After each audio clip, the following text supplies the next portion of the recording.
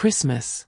For many people, it's a synonym for togetherness, laughter filling the living room, warm embraces, and the comforting aroma of food drifting from the kitchen. But what happens when the most anticipated day of the year turns into a cruel reminder of exclusion? When, instead of presents, what you receive is an undeserved label. In my case, it was dramatic old woman. It wasn't said with affection, nor with that teasing family humor that still warms the heart. No, it was said coldly, flatly, and from the very person I had loved raising the most, my own son. The truth is, no one teaches you how to prepare for the day your family, the very people you cared for, protected, and defended for years, decide to turn their backs on you. It's a silent blow, but a devastating one. And on that Christmas in 2024, while voices echoed through the house without ever calling me to join the dinner, I realized I had reached my breaking point. Funny how, sometimes, it's in the silence that you can hear your own strength scream. Have you ever felt that, to be happy again, you would have to step completely off the path you once imagined for your life? That, to breathe again, you'd need to do something that felt impossible? Well, that's exactly what I did. And maybe my story will help you understand that starting over even after 60 can be more liberating than frightening. Get ready. What began as an act of desperation turned into the most powerful decision of my life. And in the end, those who called me a dramatic old woman found out they were wrong, and they regretted it deeply. That Christmas morning of 2024, I woke with a faint hope that, despite the recent tensions, the evening might bring a breath of reconciliation. I chose my green dress, the one that always reminded me of past holiday gatherings, and carefully fixed my hair, as if my appearance could open a door to some gesture of affection. But when I tried to leave my room, I discovered the door had been locked from the outside. It wasn't an accident, and I knew it. Daniel Hale, my own son, had done it. On the other side, the voices rose and fell like waves, muffled laughter, hurried footsteps, the clinking of silverware. Then, cutting through those sounds, a sharp remark: "She's always been so over the top, she needs to learn not to ruin everything." The most painful sound wasn't their conversation itself, it was the memories that came with it, tugging at me like loose threads from an old piece of fabric.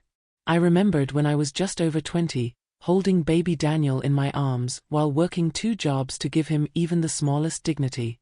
I thought of the times I skipped buying myself new shoes to pay for his school books, or the nights I stayed up sewing costumes for his plays. Memory has a cruel precision, it chooses the most vivid scenes right when all you want is peace.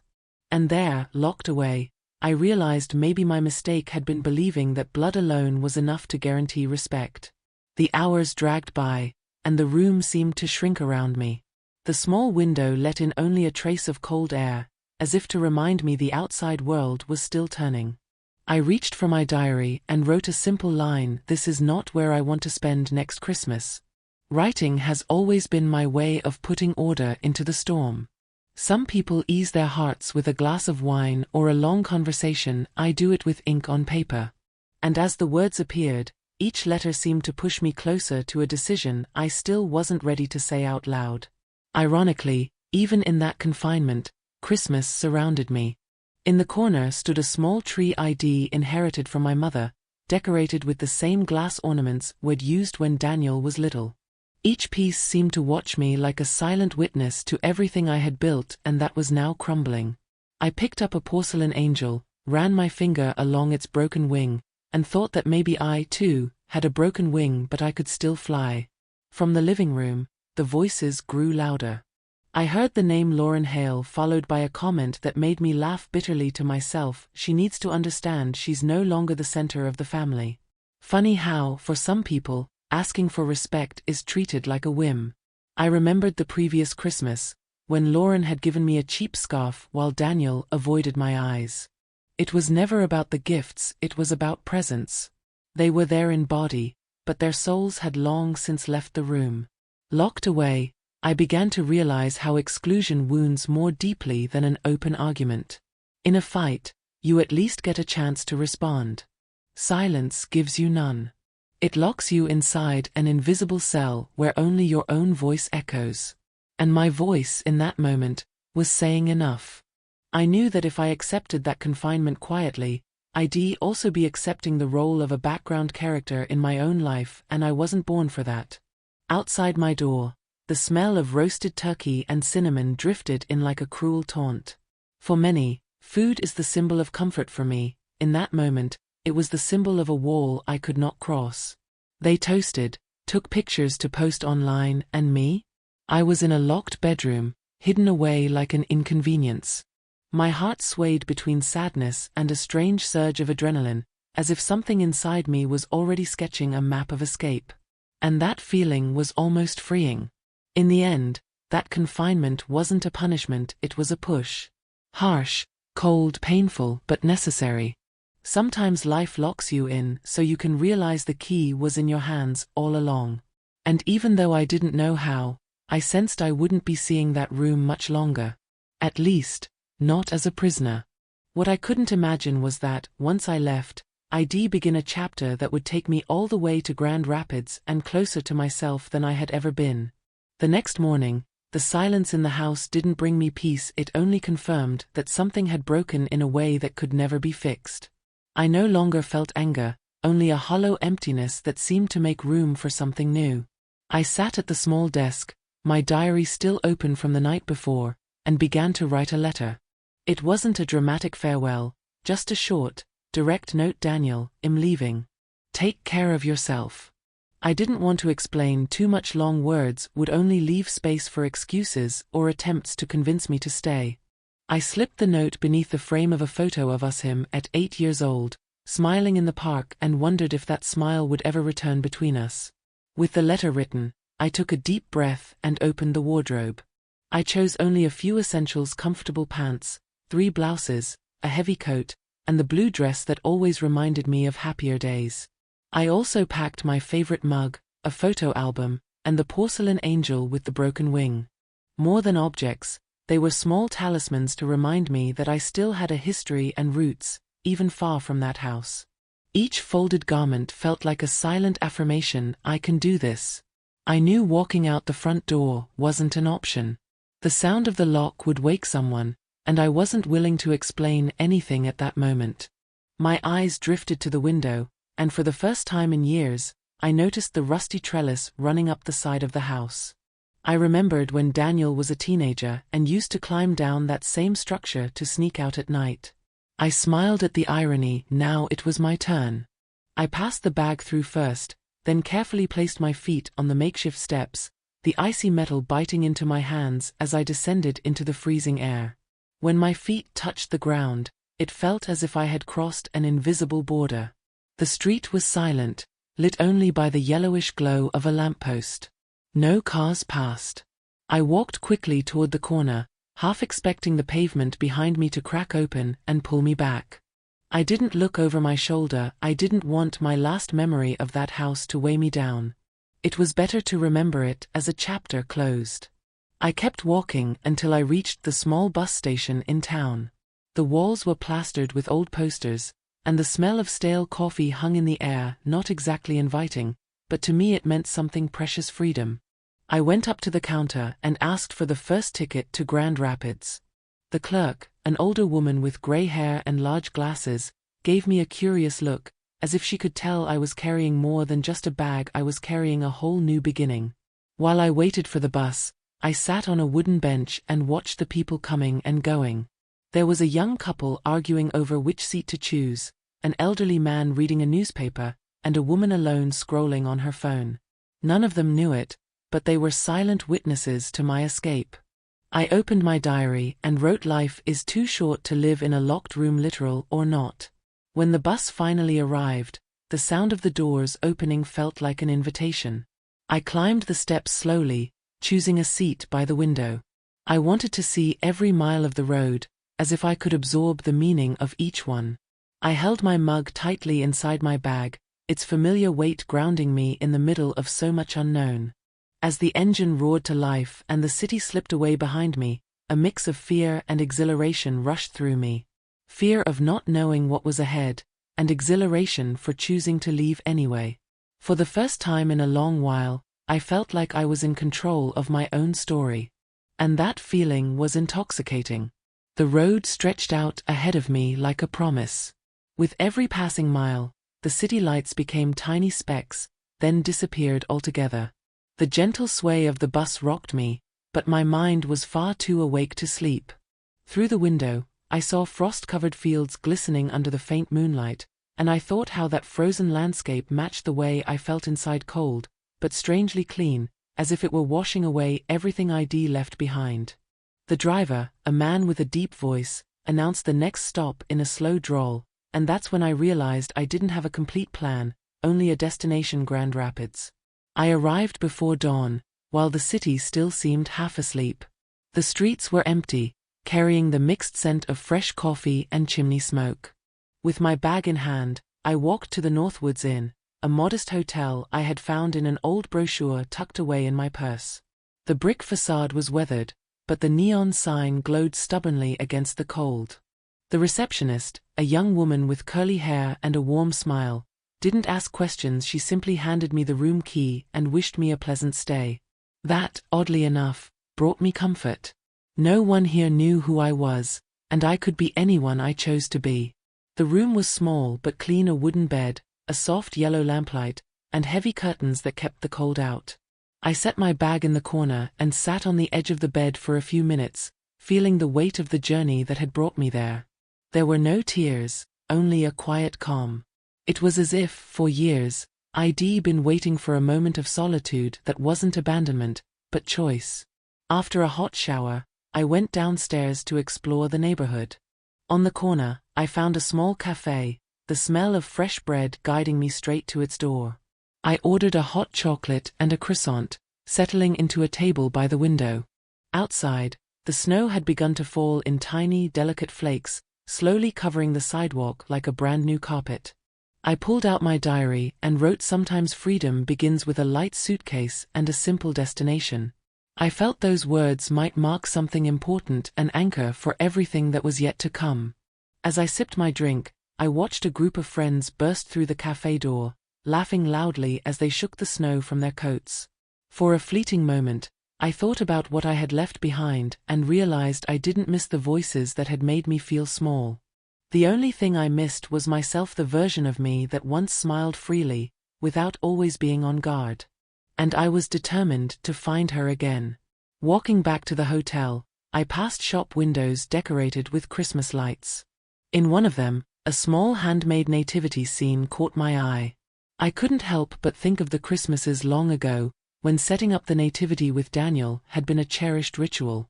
But instead of sadness, I felt a faint spark of hope. Maybe I could create new traditions, new memories, without relying on people who didn't know how to care for what I offered. Back in my room, I sat with my diary on my lap and began sketching out a few simple plans. Nothing grand, just intentions: explore the city, look for a place to live, maybe find some temporary work. I started to feel that Grand Rapids could be more than a refuge, it could be a starting point. Before going to sleep, I left the curtains slightly open, wanting to wake up to the morning light, a reminder that from now on, each day was my own choice. And that night, I fell asleep with a quiet certainty I was exactly where I needed to be, even without knowing what would come next. The soft tap of snow against the window woke me the next morning, as if the city itself was offering me a gentle welcome. The room was silent except for the crackle of the heater, and that peacefulness gave me the courage to open my diary right away. I began writing about my escape, describing not just the events but the rush of emotion I'd felt climbing down that trellis in the dead of night.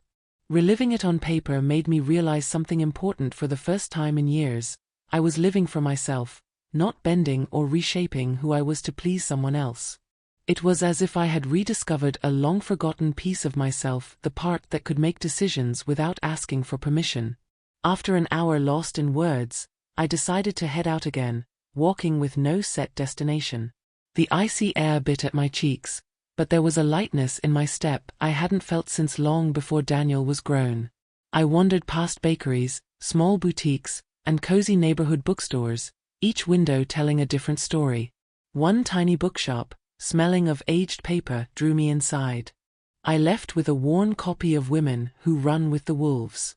The shop owner, a woman with round glasses, told me that book had helped many people find themselves again. I couldn't help but feel it was a message meant for me. For lunch, I chose a local restaurant with a simple menu. I ordered pumpkin soup and fresh-baked bread, sitting alone in a corner near the fireplace. As I ate, I watched the other diners chatting, laughing, sharing moments. I realized there was no loneliness in that moment, only presence. It was me with myself, in a company I had once avoided but now found strangely comforting. That afternoon, back at the hotel, I wrote again small goals for the days ahead: look at different neighborhoods, find a cafe where I could write every morning, maybe revive old habits that once brought me joy: cooking for myself, reading before bed, listening to music while I made my coffee. As I wrote, I noticed the guilt I'd carried for so long was beginning to loosen its grip.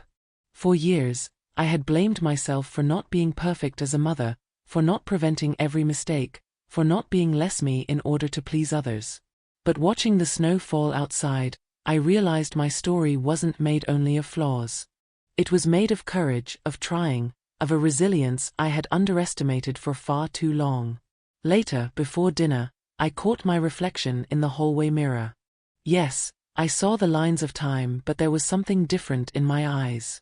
A spark I hadn't seen in years, like a flame slowly coming back to life.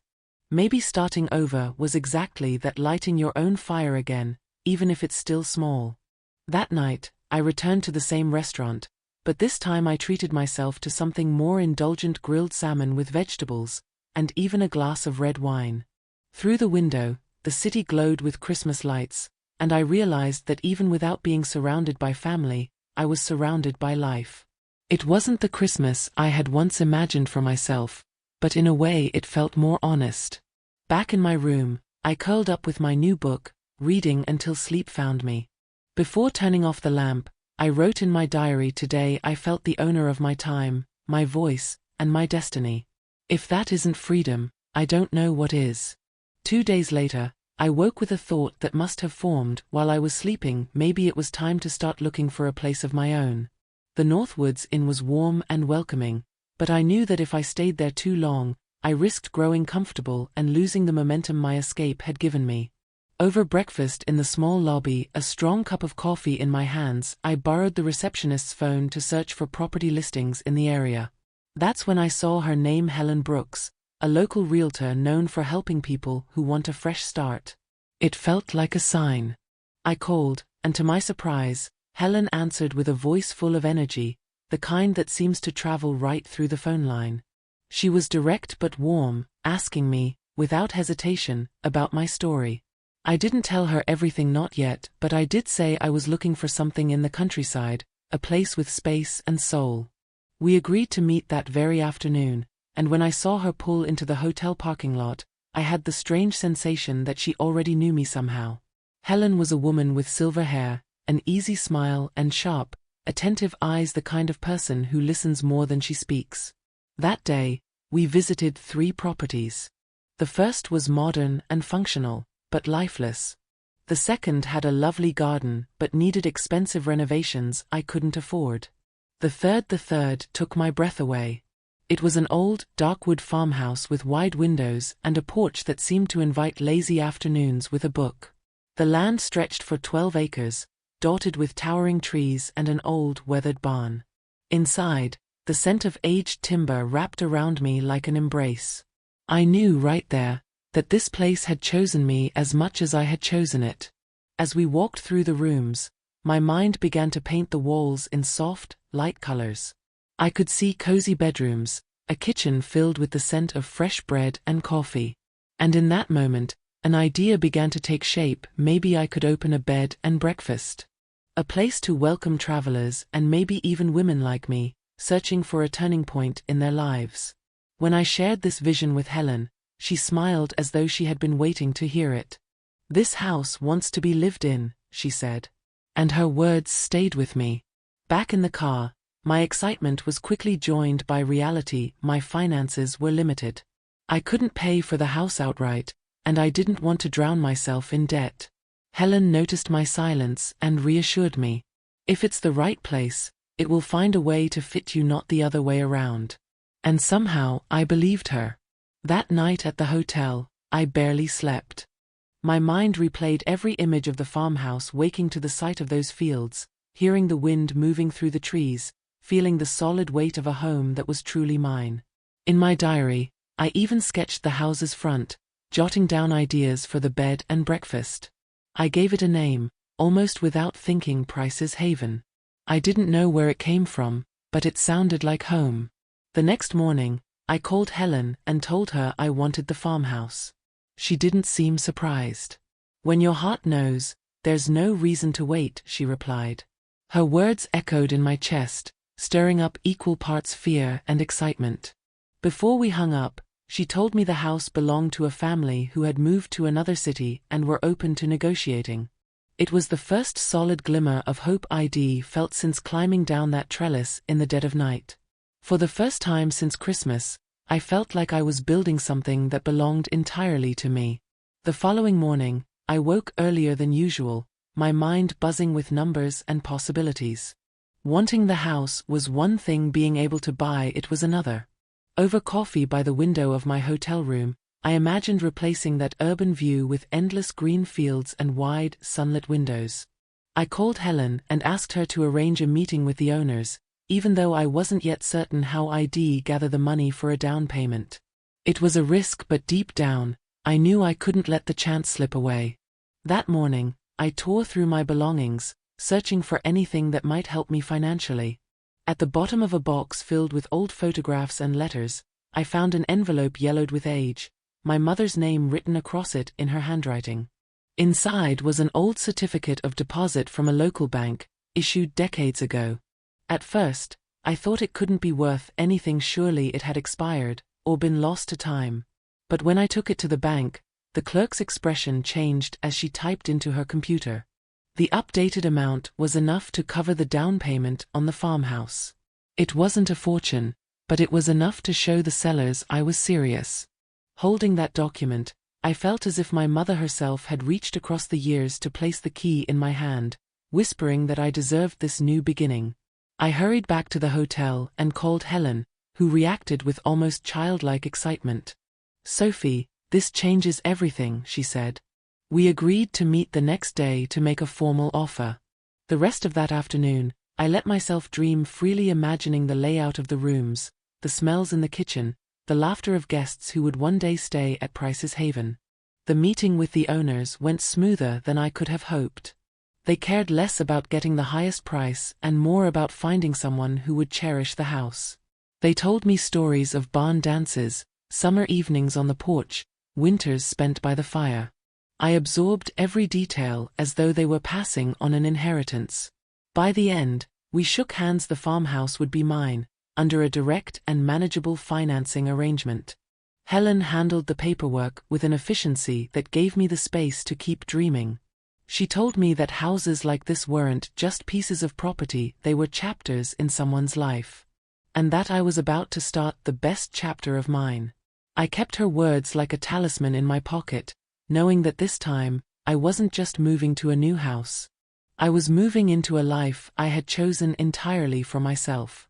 In the days that followed, everything seemed to move both quickly and slowly at once, the legal process taking its steady pace, while my mind raced ahead, already living inside the walls of Price's Haven.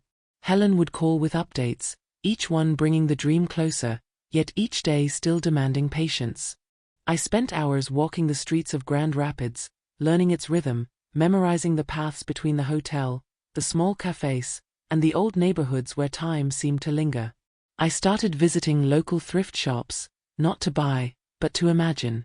Every chair, every table, every lamp became a possibility for the farmhouse. I would run my hand along the wood grain of a dresser and picture it in one of the guest rooms.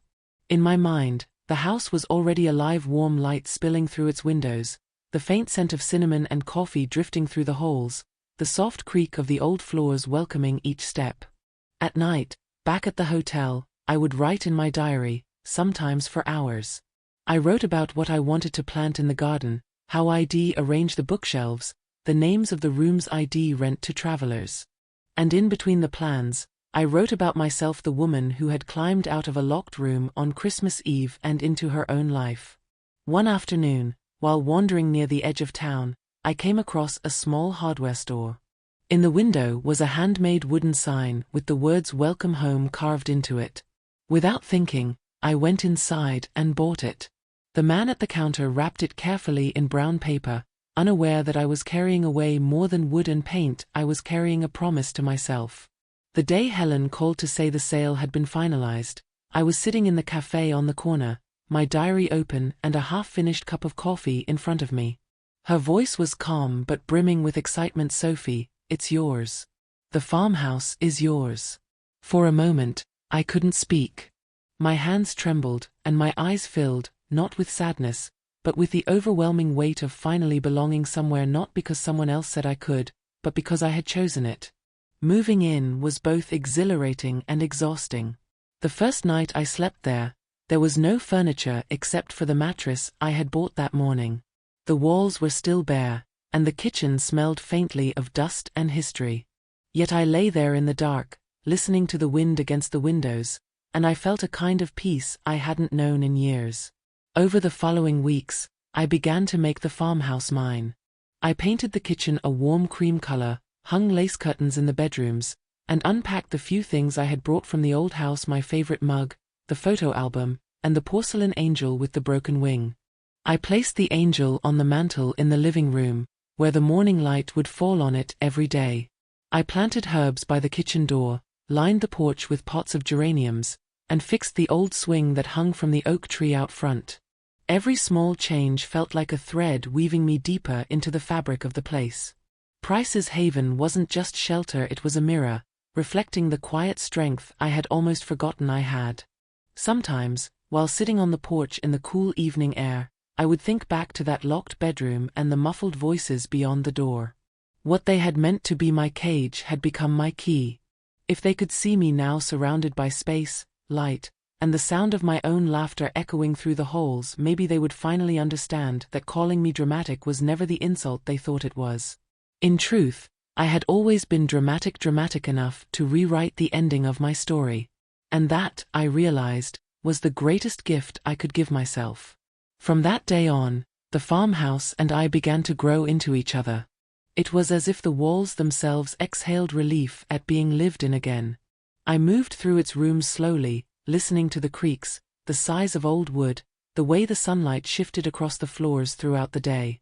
Each corner told a story I hadn't lived, yet somehow felt like mine. Helen visited often during those first weeks, sometimes bringing fresh bread from the local bakery, other times simply sitting with me on the porch while we planned the next steps for Price's Haven. She had a way of reminding me, without saying it outright, that starting over wasn't just about changing your surroundings, it was about letting yourself believe that the future could still hold beauty. The legal paperwork was finally completed on a crisp morning in early spring. I drove into town to sign the last of the documents, my hands steady now, my voice sure. The farmhouse was no longer a dream or a risk, it was my home.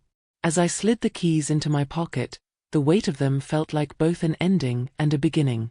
That evening, I stood at the edge of the porch, watching the sunset turn the fields into rivers of gold. The air was cool, carrying the scent of earth and the faintest trace of lilac from the old bushes near the barn.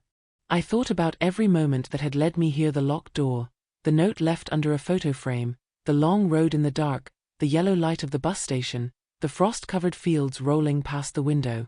What had started as an act of desperation had become the most deliberate choice of my life.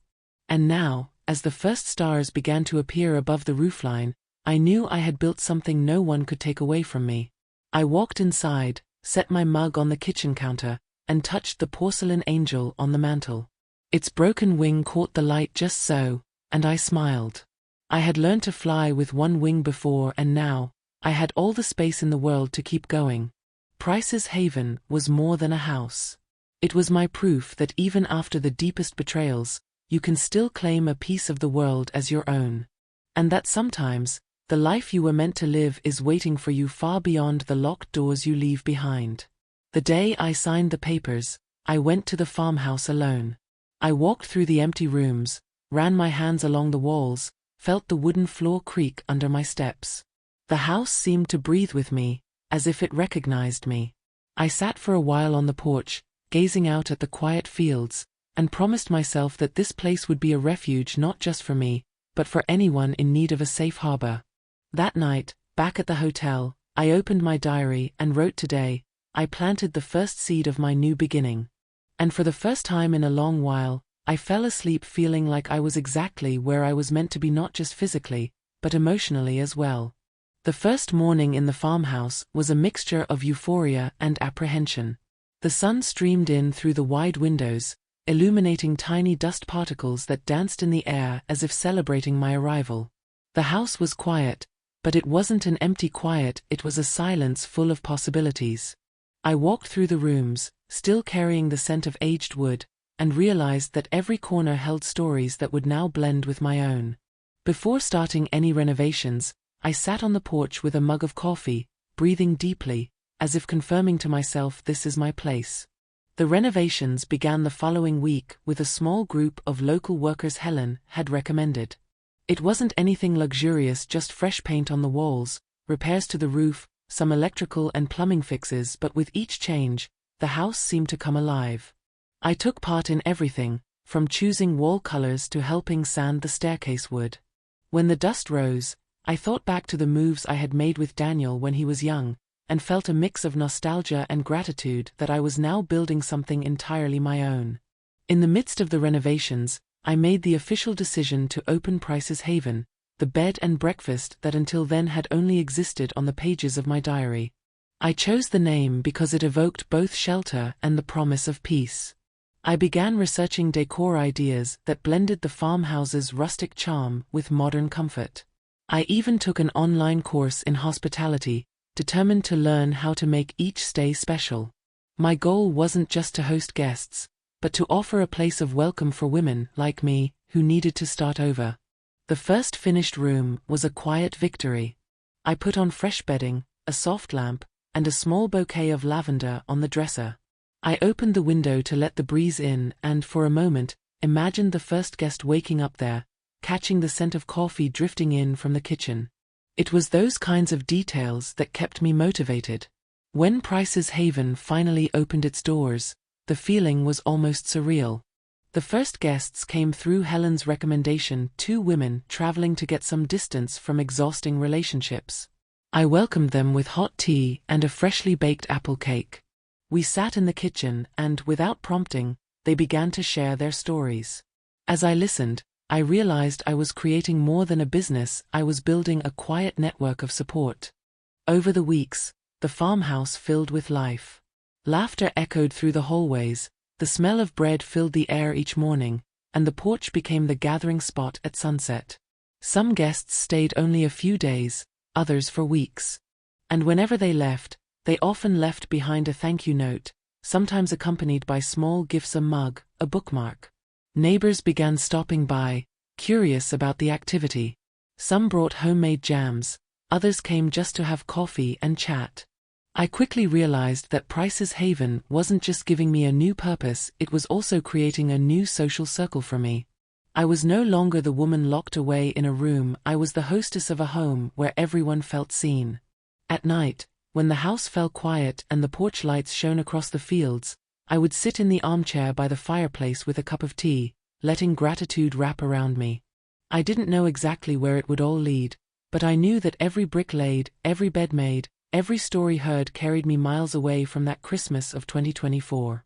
And that, in itself, was already a victory.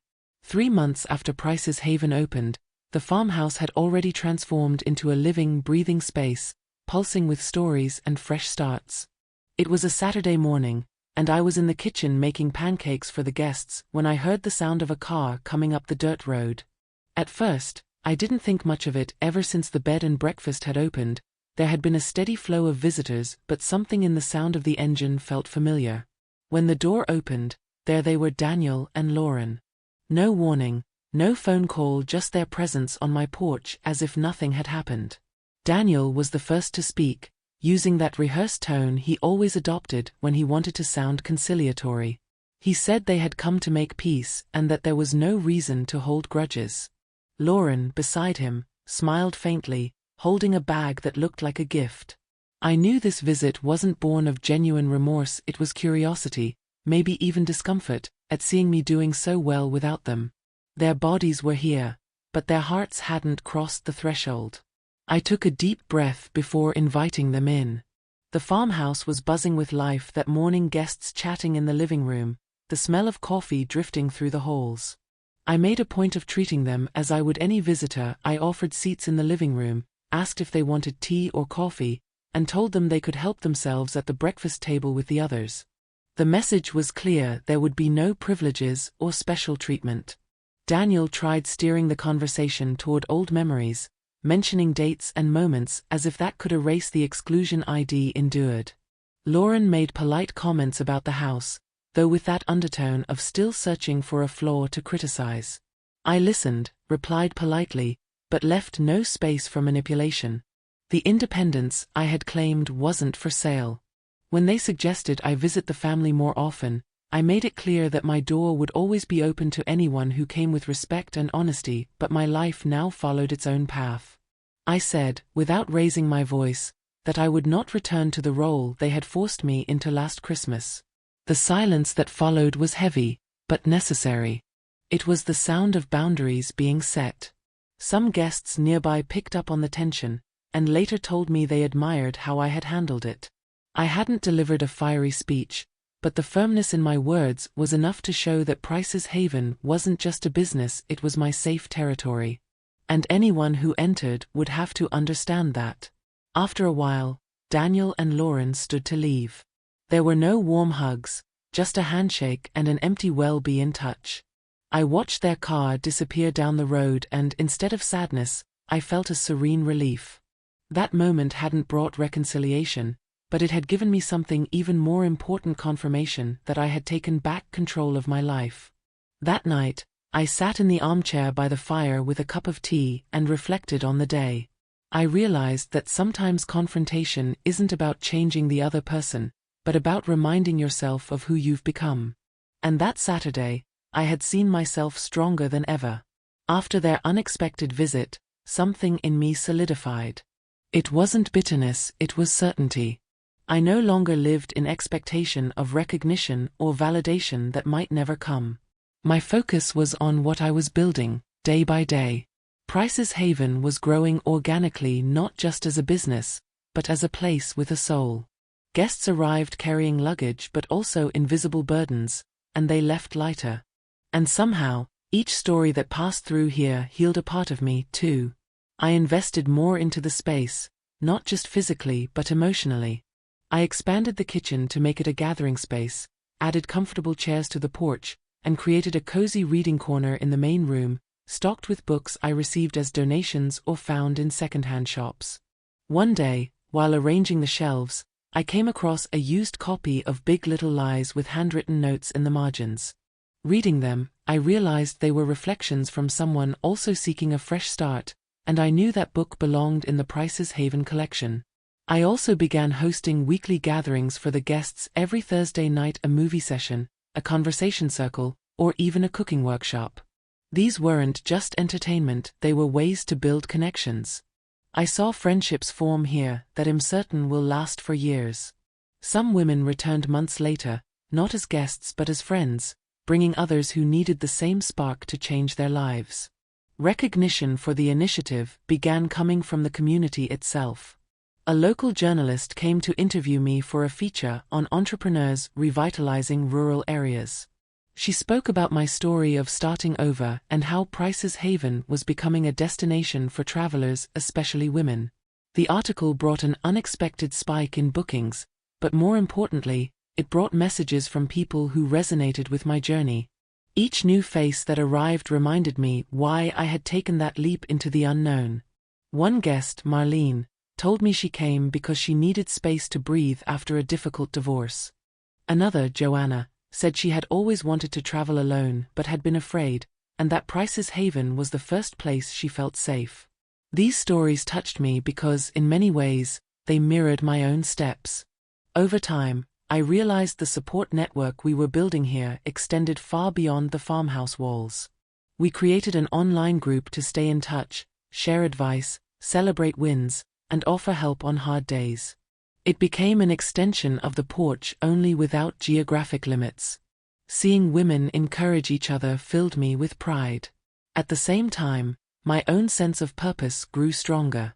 I wasn't just running a business, I was cultivating a space where people could rebuild themselves. Every wall painted, every meal prepared, every conversation by the fire was part of that process.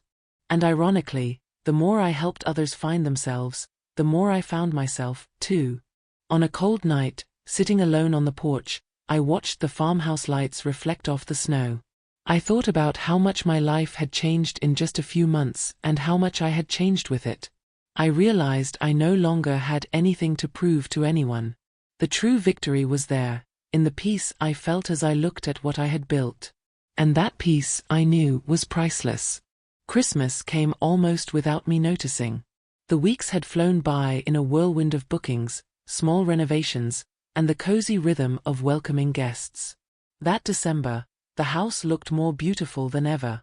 I decorated the porch with natural garlands, hung lights in the windows, and set up a tall tree in the main living room, filled with ornaments guests had brought from different parts of the country.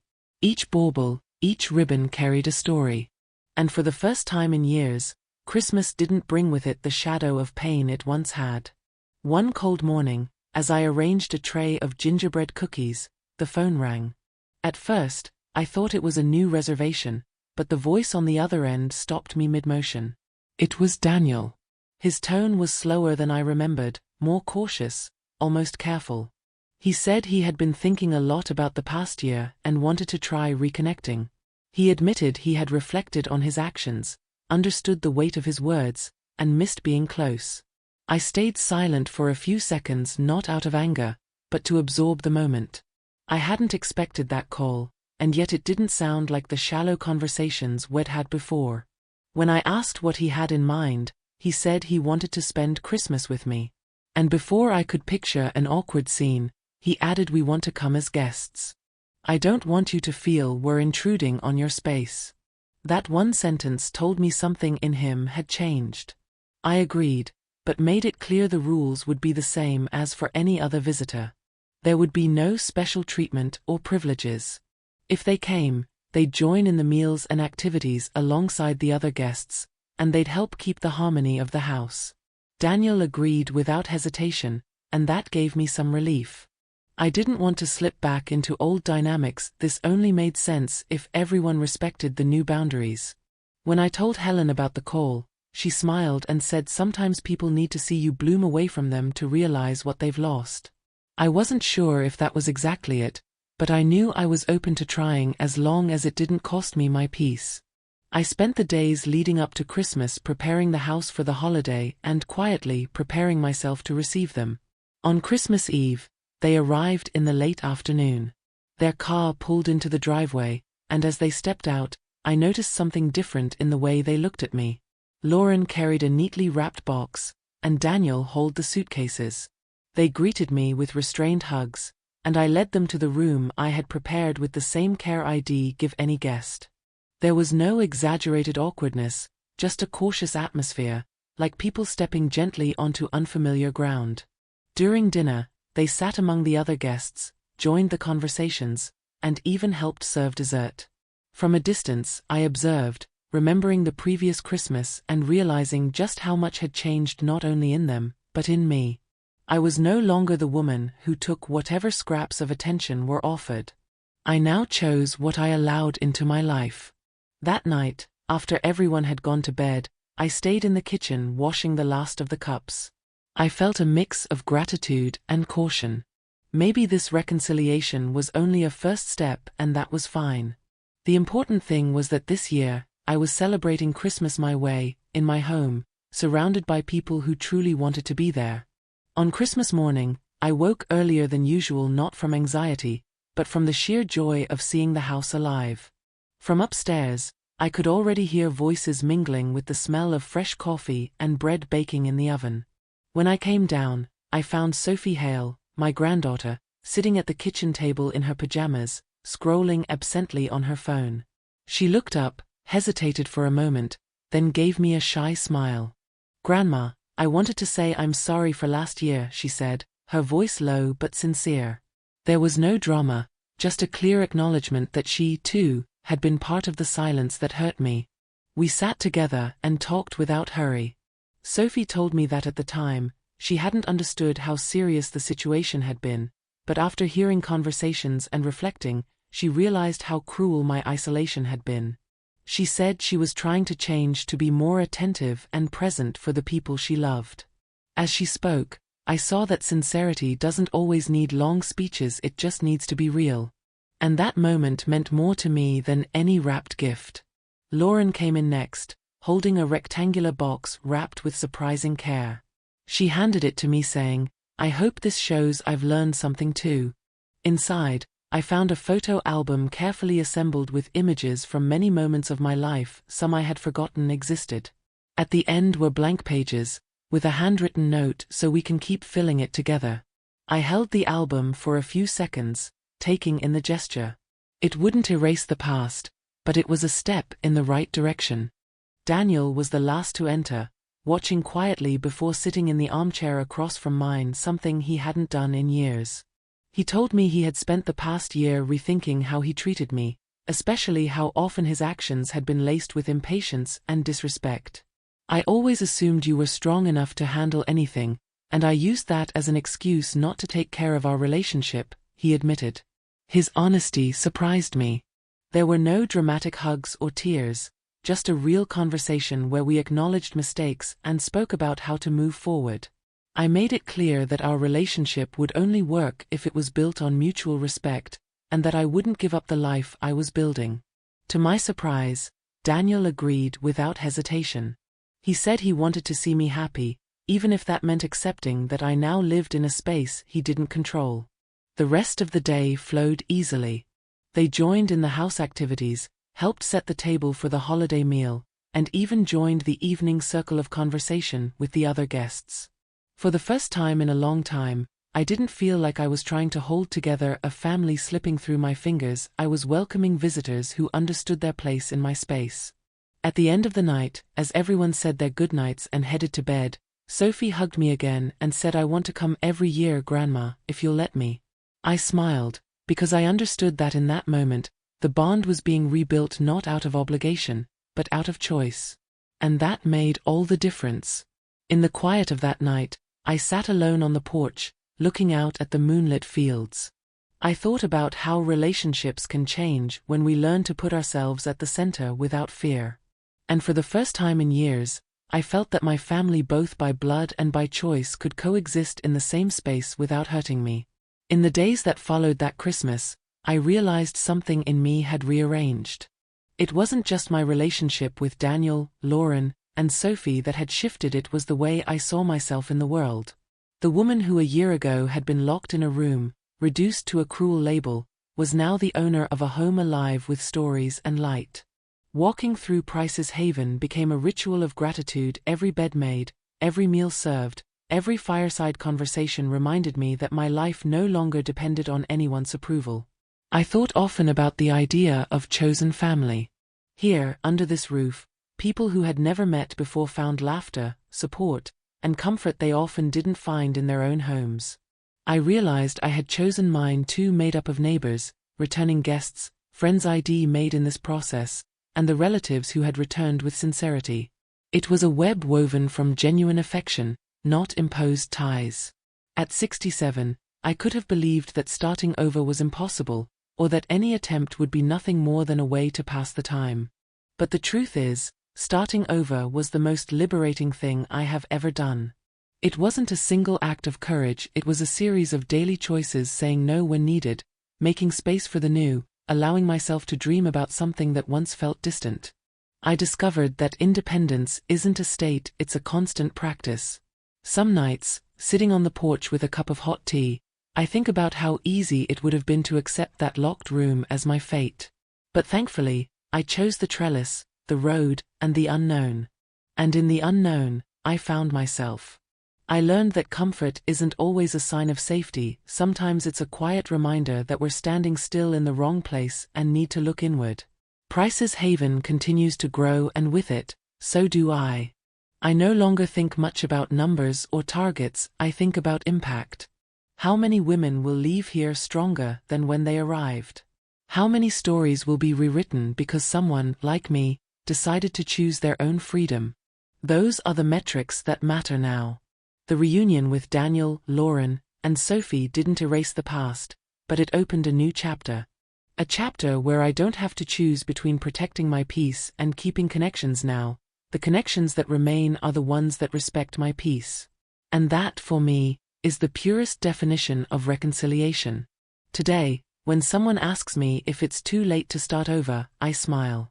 Because I know the answer isn't in statistics or ready-made advice, it's in the decision not to settle for less than life can offer. And if there's one thing the past year has taught me, it's that it's never too late to trade a locked room for an open horizon. As I write these lines in my diary, with the cold wind slipping through the window and the smell of bread baking in the kitchen, I feel I am exactly where I'm meant to be. Maybe the future will bring new challenges, maybe new losses, but now I know I have the tools to start over as many times as necessary. And that certainty is the greatest gift I could have given myself. Life will always offer a second chance. Sometimes it comes disguised as loss, silence, or even a locked room. Starting over doesn't require that you have all the answers, only that you have the courage to take the first step. That's how it was for me. I left without knowing exactly where I was going, but certain I would never again stay where I wasn't respected. Maybe you, too, are in a moment of rupture. And the question is simple: will you stay where you are, or will you choose to open the door or the window and step into something that truly makes sense? Because your new beginning doesn't depend on how much time has passed, but on the decision you make now. If this story has lit something inside you, don't wait until later. Subscribe to the channel, turn on notifications, and join me in discovering that it's never too late to write the best chapter of your life and to create a new version of yourself, enriched with the lessons life has given you.